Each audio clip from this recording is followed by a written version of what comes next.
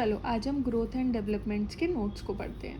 देखो ग्रोथ क्या है। Growth is the net increase the size और mass of the tissue. It is quantitative in nature. It includes changes in height, weight, general physical appearance and body proportions.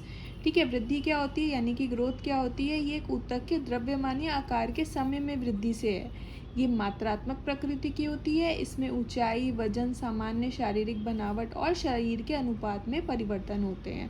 जैसे कि कोई छोटा बच्चा है, अब जब वो धीरे धीरे करके बड़ा होगा तो उसकी हाइट, उसका वेट और उसका जो स्ट्रक्चर है बॉडी का, वो धीरे धीरे बदलता रहता है। तो इसे ही हम ग्रोथ कहते हैं। ठीक है, अब इस तरह आते हैं हम डेवलपमेंट क्या है।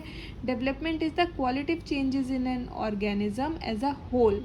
Development is a continuous changes that include all the other changes like physical, social, intellectual and emotional.